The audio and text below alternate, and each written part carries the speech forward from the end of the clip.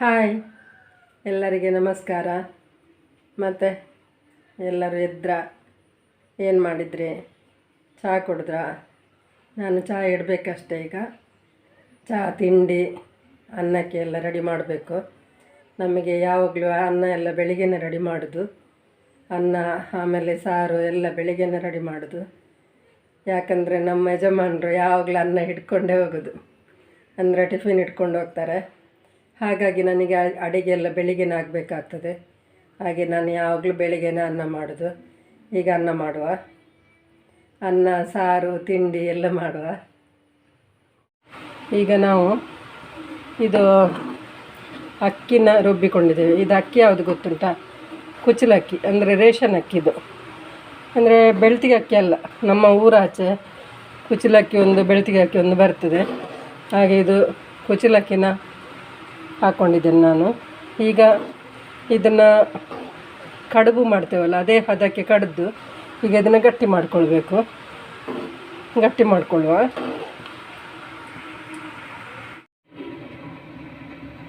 ಈಗ ಹಿಟ್ಟನ್ನು ಸಿಕೆ ಬರಿಸಿ ಆಯಿತು. ಅದು ಯಾವ ರೀತಿ ಉಂಟಂದರೆ ನೋಡಿ, ಈ ರೀತಿ ಉಂಟು. ಇದಕ್ಕೆ ತುಂಬ ಆಕಾರ ಏನು ಕೊಡೋದು ಬೇಡ, ಇಷ್ಟಿಷ್ಟು ದೊಡ್ಡ ಮಾಡಿ ನಾವು ಬೇಯಲಿಕ್ಕೆ ಇಟ್ಟರೆ ಆಯಿತು. ಹೀಗೆ ಮಾಡಿದರೆ ಸಾಕು, ಯಾಕಂದರೆ ಅದು ಮತ್ತೆ ಸೇಮಿಗೆ ಮಾಡಲಿಕ್ಕಲ್ಲ. ಹಾಗಾಗಿ ಹೀಗೆ ಮಾಡಿ ಇಡುವ, ಎಲ್ಲ ಮಾಡಿಕೊಳ್ಳುವ. ಹಾಗೆ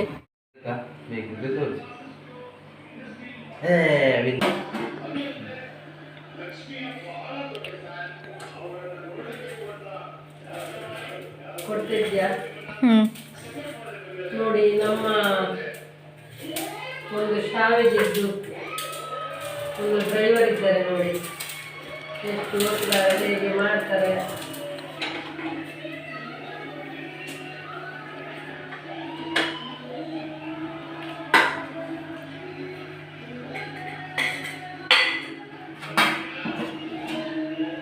ಸಾಕಲ್ಲಿ ಅವಸರದಲ್ಲಿ ನಿಧಾನ ಆಗದಾಗೆ ನಿಧಾನ ತಿರುಗಬೇಕು. ಅದಿಲ್ಲದ್ರೆ ರಕ್ತದ್ದು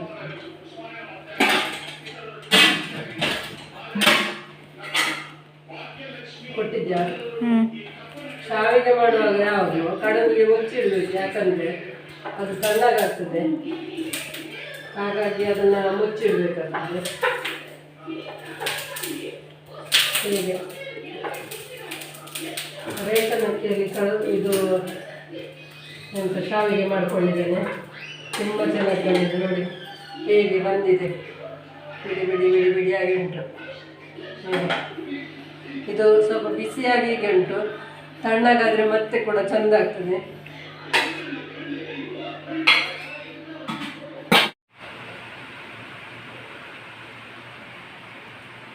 ಈಗ ಒಂದು ತೋವೆ ಮಾಡಿಕೊಳ್ಳುವ. ಈಗ ಬೇಳೆಯನ್ನು ತೊಳೆದಿಟ್ಟಿದ್ದೇನೆ, ತೊಗರಿ ಬೇಳೆ. ಇದಕ್ಕೀಗ ತೋವೆಗೆ ಯಾರು ಟೊಮೆಟೊ ಹಾಕೋದಿಲ್ಲ, ಆದರೂ ಟೇಸ್ಟಿಗೋಸ್ಕರ ನಾನೊಂದು ಟೊಮೆಟೊ ಹಾಕ್ಕೊಂಡಿದ್ದೇನೆ. ಹಾಗೆ ಒಂದು ಟೊಮೆಟೊ, 2 ಕಾಯಿ ಮೆಣಸು, ಒಂದು ನೀರುಳ್ಳಿನ ಕಟ್ ಮಾಡ್ಕೊಂಡಿದ್ದೇನೆ. ಇದನ್ನು ಅದಕ್ಕೆ ಸೇರಿಸಿ ಬೇಳೆಗೆ ಸೇರಿಸಿ ಬೇಯಲಿಕ್ಕಿಡುವ. ಬೇಯಲಿಕ್ಕಿಡುವಾಗ ಏನು ತುಂಬ ನೀರು ಹಾಕೋದು ಬೇಡ, ಅದೆಷ್ಟು ಬೇಯಬೇಕು ಅಷ್ಟೇ ನೀರು ಹಾಕುವ. ಈಗ ದಾಲ್ ಮಾಡೋದಕ್ಕೆ ನೀರೆಲ್ಲ ಹಾಕ್ಕೊಂಡಾಯಿತು. ಈಗ ಸ್ವಲ್ಪ ಮೆಣಸಿನ ಹುಡಿ ಹಾಕ್ಕೊಳ್ತೇನೆ, ಒಂದು ಅರ್ಧ ಸ್ಪೂನಷ್ಟು.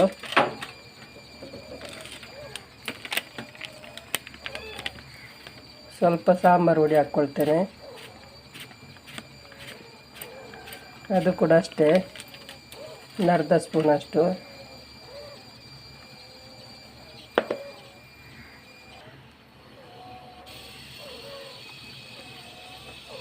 ಸ್ವಲ್ಪ ಅರಶಿನ ಪುಡಿ ಸೇರಿಸಿಕೊಳ್ತೇನೆ, ಅದು ಒಂದು 1/4 ಸ್ಪೂನಷ್ಟು.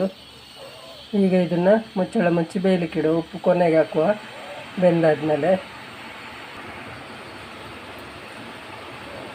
ಇದಕ್ಕೆ ಸ್ವಲ್ಪ ತೆಂಗಿನೆಣ್ಣೆ ಸೇರಿಸ್ತೇನೆ, ಒಂದು ಅರ್ಧ ಸ್ಪೂನಷ್ಟು. ಮಶ್ರೂಮ್ ತಂದಿದ್ದಾರೆ. ಈಗ ಇದನ್ನು ಕಟ್ ಮಾಡುವ. ನೀರಿಗೆ ಸ್ವಲ್ಪ ಉಪ್ಪು ಹಾಕ್ಕೊಂಡು ಅದಕ್ಕೆ ಕಟ್ ಮಾಡಿ ಹಾಕುವ. ಈಗ ಮಶ್ರೂಮಿಗೆ ಒಂದು ರುಬ್ಬಿಕೊಳ್ಬೇಕು. ಅದಕ್ಕೆ ಏನು ಮಾಡಬೇಕಪ್ಪ ಅಂದರೆ, ಈಗ ಮೆಣಸನ್ನು ಹುರ್ಕೊಳ್ಬೇಕು. ಮೆಣಸು ಮತ್ತು ಅದಕ್ಕೆ ಬೇಕಾದ ಮಸಾಲೆ, ಇದು ಓಂ ಕಾಳು ಅಂದರೆ ಅಜ್ವಾಯನ್ ಅಂತ ಹೇಳ್ತಾರಲ್ಲ ಅದು, ಮತ್ತು ಇದು ಮೆಂತ್ಯ, ಮತ್ತು ಇದು ಜೀರಿಗೆ, ಹಾಗೆ ಇದು ಸಾಸಿವೆ, ಇದು ಕೊತ್ತಂಬರಿ ಬೀಜ. ಅಂದರೆ ಇದನ್ನೆಲ್ಲ ನಾವು ಹುರ್ಕೊಳ್ಳೋಣ. ಇದಕ್ಕೆ ಸ್ವಲ್ಪ ತೆಂಗಿನೆಣ್ಣೆ ಹಾಕ್ಕೊಂಡಿದ್ದೀನಿ. ಈಗ ಇದನ್ನು ನಾವು ಈಗ ಹುರ್ಕೊಳ್ಳೋಣ.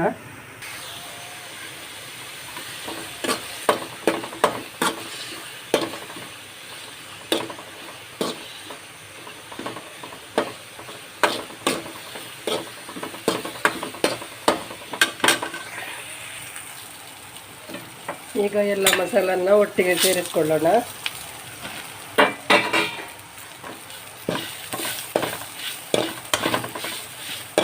ಮೆಣಸು ಸ್ವಲ್ಪ ಬಿಸಿ ಆದಮೇಲೆ ಮಸಾಲನ ಸೇರಿಸ್ಕೊಂಡ್ರೆ ಅದು ಹುರಿಯುವಾಗ ಸರಿಯಾಗುತ್ತೆ. ಈಗ ಮಸಾಲ ಹುರಿದಾಯಿತು. ಈಗ ಅದಕ್ಕೆ ತೆಂಗಿನಕಾಯಿ ಮತ್ತು ಅರಶಿಣ ಹಾಕಿ ಸ್ವಲ್ಪ ಹುಳಿ ಮತ್ತು ಒಂದು 4 ಎಸಳು ಬೆಳ್ಳುಳ್ಳಿ, ಹಾಗೆ ನೀರುಳ್ಳಿ ಒಂದು ಪೀಸ್, ಇಷ್ಟು ಹಾಕ್ಕೊಂಡು ರುಬ್ಬಿಕೊಳ್ತೇನೆ. ಈಗ ಒಂದು ಪಾತ್ರೆಯಲ್ಲಿ ಸ್ವಲ್ಪ ಎಣ್ಣೆ ಇಟ್ಟುಕೊಂಡಿದ್ದೇನೆ. ಅದಕ್ಕೆ ಸ್ವಲ್ಪ ಸಾಸಿವೆ ಹಾಕ್ತೇನೆ.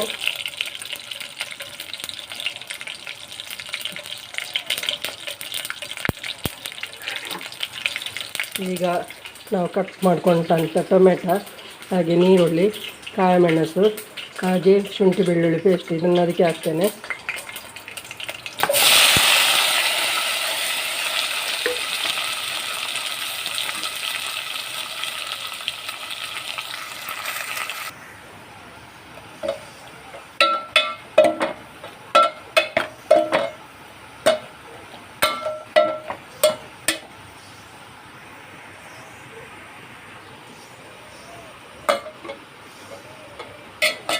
ಸ್ವಲ್ಪ ಹೊತ್ತು ಫ್ರೈ ಆಗಲಿ.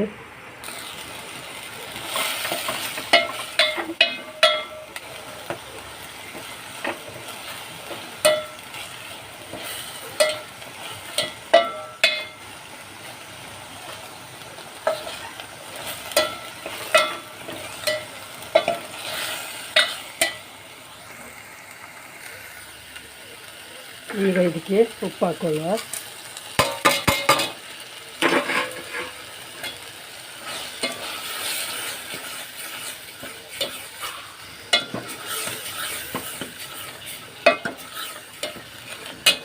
ಈಗ ಕಟ್ ಮಾಡಿಕೊಂಡಂಥ ಮಶ್ರೂಮ್ ನಾವು ಹಾಕೊಳ್ಳೋ ಇದಕ್ಕೆ.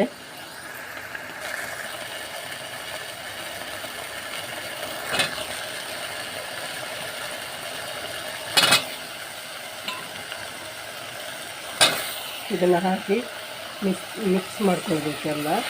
ಮಿಕ್ಸ್ ಮಾಡಿ ಸ್ವಲ್ಪ ಬಾಯಿ ಮುಚ್ಚಿ ಹಾಗೆ ಇಡುವ. ಈಗ ಮಿಕ್ಸ್ ಮಾಡಿ ಆಯಿತು. ಈಗ ಇದಕ್ಕೆ ಸ್ವಲ್ಪ ಮುಚ್ಚಳ ಮುಚ್ಚಿ ಒಂದು 5 ನಿಮಿಷ ಇಡುವ.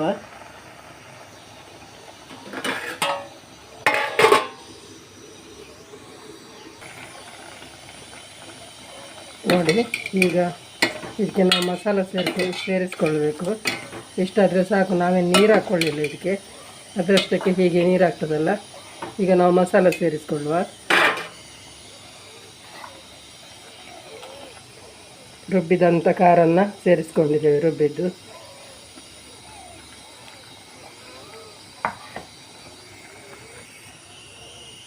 ಈಗ ಮಸಾಲ ಸೇರಿಸಿ ಆಯಿತು. ಈಗ ನೋಡಿ ಇಷ್ಟು ದಪ್ಪ ಮಾಡ್ಕೊಂಡಿದ್ದೇನೆ. ಅಂದರೆ ಮಶ್ರೂಮ್ ಯಾವಾಗಲೂ ನೀರು ಬಿಟ್ಕೊಳ್ತದಲ್ಲ, ಅದಕ್ಕೆ ಸ್ವಲ್ಪ ದಪ್ಪನೇ ಇರಬೇಕಾಗ್ತದೆ. ಆದರೆ ಪದೇ ಪದೇ ನೋಡ್ತಾ ಇರಬೇಕು, ಬಿಟ್ಟು ಎಲ್ಲಿಯಾದರೂ ಹೋದರೆ ತಳ ಹಿಡಿತದೆ. ಹಾಗಾಗಿ ಸ್ಟೀಲ್ ಪಾತ್ರೆಯಲ್ಲೆಲ್ಲ ಇಡುವಾಗ ಇಟ್ಟು ಹೋಗುವಾಗಿಲ್ಲ, ನಿಂತ್ಕೊಂಡು ಅದನ್ನೇ ನೋಡಬೇಕಾಗ್ತದೆ. ಈಗ ಇದು ಸ್ವಲ್ಪ ಕುದೀಲಿ ಚೆನ್ನಾಗಿ. ಈಗ ಮಶ್ರೂಮ್ ಗ್ರೇವಿ ಅಂದರೆ ಪದಾರ್ಥ ರೆಡಿ ಆಯಿತು. ಈಗ ಕೊತ್ತಂಬರಿ ಸೊಪ್ಪು ಹಾಕುವ ಇದಕ್ಕೆ.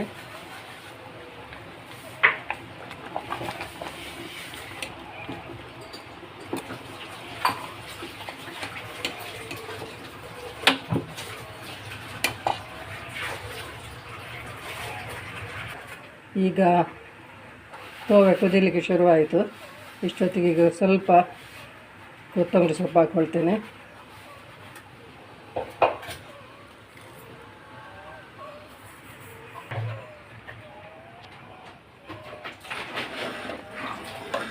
ನಮ್ಮದು ತೋವೆ ರೆಡಿ ಆಯಿತು.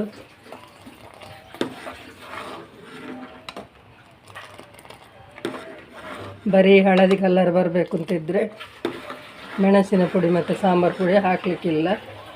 ಕಾಯಿ ಮೆಣಸು ಎಷ್ಟು ಬೇಕೋ ಅಷ್ಟು ಹಾಕಿದರೆ ಆಯಿತು. ಮತ್ತು ಒಂದು ಒಗ್ಗರಣೆ ಹಾಕ್ಕೊಂಡ್ರೆ ತೋವೆ ರೆಡಿ ಆಗ್ತದೆ. ನಾನು ಇದಕ್ಕೆ ಸ್ವಲ್ಪ ಸಾಂಬಾರು ಪುಡಿ ಮತ್ತು ಮೆಣಸಿನ ಪುಡಿ ಹಾಕ್ಕೊಂಡಿದ್ದೇನೆ.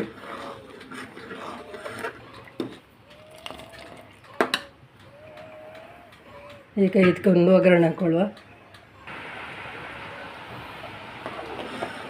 ಸ್ವಲ್ಪ ಇಂಗು ಕೂಡ ಕಲಸಿ ಹಾಕ್ಕೊಂಡೆ.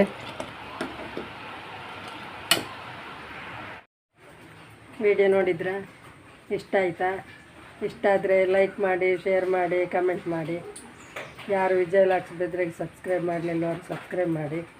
ಮತ್ತು ಯಾರಿಗೆ ಇಷ್ಟ ಆಯಿತು ಅವರು ಲೈಕ್ ಕೊಡೋದನ್ನ ಮರಿಬೇಡಿ. ಹಾಗಾದರೆ ನಾಳೆ ಒಳ್ಳೆ ವಿಡಿಯೋದಲ್ಲಿ ಸಿಗ್ತೇನೆ. ಬಾಯ್.